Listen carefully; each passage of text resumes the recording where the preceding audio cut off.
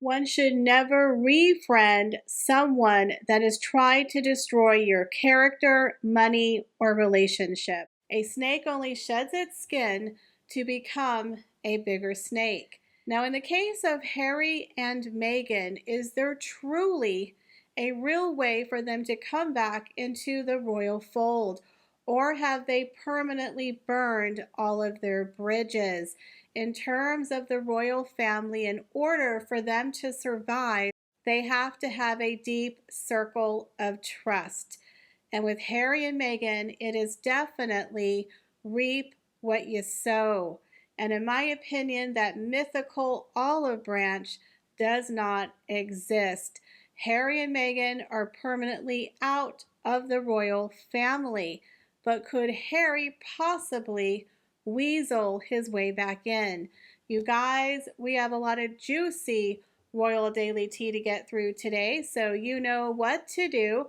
Sit back and relax, grab yourself a beverage, and let's get into the royal daily tea.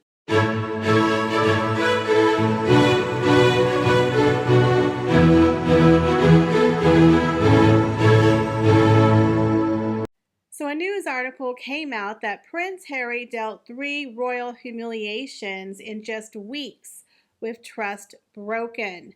Now, in my personal opinion, once someone breaks your trust, it is really hard to accept them back into your inner circle. And I believe Harry and Meghan have definitely broken all trust, not only with the royal family, but his friends, his colleagues, and of course, the people of the UK. So it would be very hard for someone like Harry and Meghan to come back into the royal fold after everything that has happened.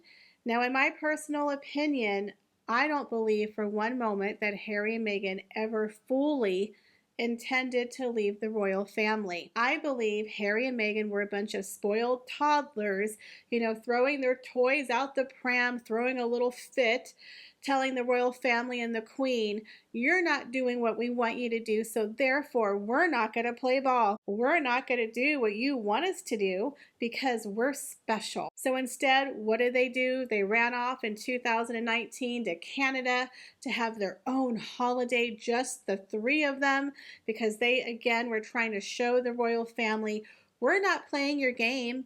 We're not going to do what you want us to do because you're not treating Meghan the way we think you should be treating Meghan. So then they had the Sandringham Summit, where basically they came out with Megxit, which was a 12-month review period where they would decide whether or not if Harry and Meghan would permanently leave the royal fold to have their freedom, their financial future, or after 12 months, they would make the decision to come back and be full-time working royals. But we all know you couldn't do both. You couldn't be half in and half out. And the queen very graciously let them go. She said, go to America, go find yourself, think about it for 12 months, and at that time, we'll come back and we'll have a review of whether or not you want to come back to the royal fold. But you had to follow the queen's rules, and Harry and Meghan broke them. You're not allowed to monetize your royal titles, and you certainly cannot get involved in politics. And what exactly did Harry and Meghan do? Ding, ding, ding, we have a winner. Remember back in March of 2020, right around the time that COVID broke out, Harry and Meghan started popping up on all of those weird Zoom calls where she started doing her word salad speeches, and Harry looked like he was trapped in a dungeon somewhere, like Meghan wouldn't give him the ring light and some water, and we were like, blink 3 times, Harry, if you need help. Remember that? It was so bizarre, and that's when we discovered that Meghan is full of it, right? I had never really fully heard her speak before, and that's when we got, treated to these wonderful word salad speeches that were so embarrassing and awkward. Then they started getting involved in politics and vote and doing all the things you're not supposed to do. Then they signed huge deals with Netflix and Spotify. So it became very clear to the Queen and the royal family that Meghan had stars in her eyes. This is what Meghan wanted. Meghan never really wanted to be a working royal. So at the 12-month review, and of course, this is all my opinion, but at the 12-month review, the Queen said, you know what? I think you guys are better off in America. We're going to release you from your obligation and you guys go find your freedom, get your money back, go do your Netflix, but you're not going to be a working royal. We're not going to pay for your royal security anymore. And we're also going to take away your military patronages. And I believe that is when Harry lost it. He didn't think that was going to happen. See, they really thought that after 12 months, the royal family was going to, come back and welcome them back and renegotiate the terms. And they were going to be half in America and they were going to be half in the UK. And they were going to pick and choose what they wanted to do while doing Netflix, while meddling into politics. But the Queen said no, right? Remember, they made that announcement that we're going to still serve the Queen from abroad, when we're called upon. Well, they weren't going to call upon you because you were in a 12-month, renewal period where they were going to think about bringing you back to the royal fold. But Harry and Meghan literally thought it was on the table for discussion and they were going to come back. So when the Queen realized, okay, this isn't going to work, Meghan is not cut out to be a duchess, she cut them loose. She gave them what they wanted and they threw a royal fit.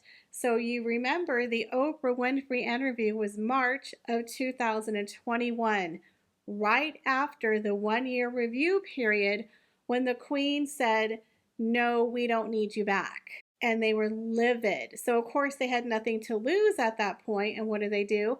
They go on Oprah Winfrey and they do a little tit for tat. In my opinion, that interview was 100% revenge.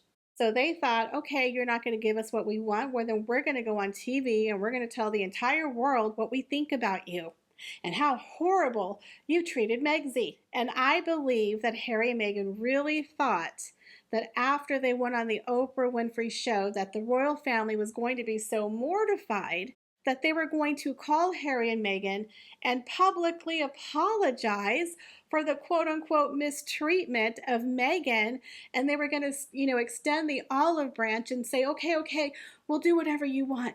You want to be half in, half out, that's fine.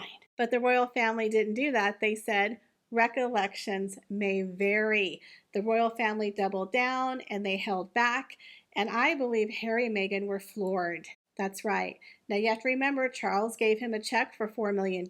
He had his inheritance. And then they cut him off after they signed a Netflix and a Spotify deal. Harry and Meghan were never destitute, but they removed the security and the military patronages, and Harry was pissed, okay, because he thought, how dare them take that away from me? But again, if you're not a working royal, you're not going to be out there serving the crown with your military patronages. It makes zero sense. So they sat down for Oprah Winfrey and bashed the royal family, even though Philip, as we know, was in the hospital, because again, Harry and Meghan cared for no one but themselves.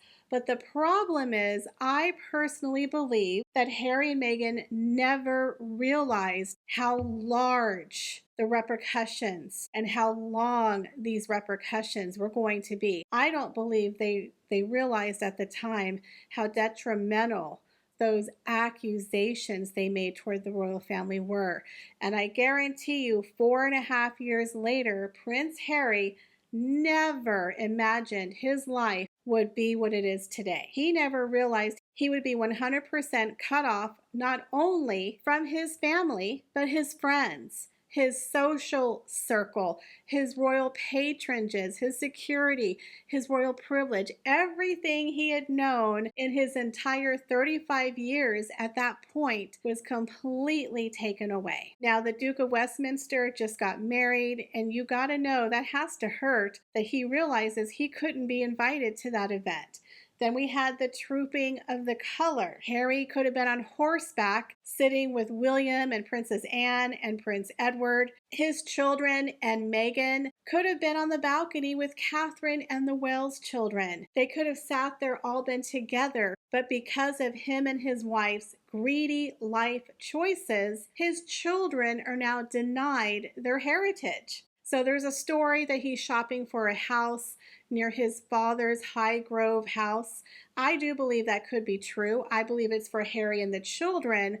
I don't believe for one moment that Meghan Markle will ever step foot in the UK again, but I believe Harry desperately wants to bring his children back. He wants them to meet his father. He wants to try to get in a side door, and he really does miss his royal life, and he misses all of his royal friends. But again, 4.5 years later, people have chosen sides and they've chosen the royal family. Even Princess Eugenie and Beatrice are now very much into the royal fold because it's been a long time and the dust has settled and people are like, what side do I want to be on? And they're choosing the royal family. So when Harry and Meghan did the Oprah Winfrey interview, when they decided to do Megxit, I guarantee you they thought this was temporary. They thought they would have been back in the fold by now. The royal family would have apologized. They would have had their cake, eat it too. But instead, the royal family gave them what they wanted, gave them their financial freedom. And now Harry is clawing tooth and nail trying to get his royal security back. He gave his children royal titles. He's still calling himself the Duke of Sussex. For two people who wanted out of the royal fold, they're still trying to claw their way back in the door. But I believe with William, it is permanently shut. And the only sliver of hope he has is if he goes back to the UK, purchases a home, and brings his children to meet his father and apologizes for the pain and the hurt he has caused his family. And if he slowly rebuilds a relationship with his father, possibly rebuilds some sort of relationship with his brother and with Catherine and with their children. But I believe that door is 100% shut on Meghan Markle. Nobody wants to be with that devil woman. It ain't happening. But I believe that Prince Harry is very, very desperate to return to his royal roots, and he desperately wants to bring his children. So do you guys believe the story? He's hunting for a home near his father's Highgrove estate. And do you think there's any way back for Prince Harry through his father? Leave me your comments, guys, down below. As always, I appreciate each and every one of you, and I hope to see y'all in the next video. Bye, guys.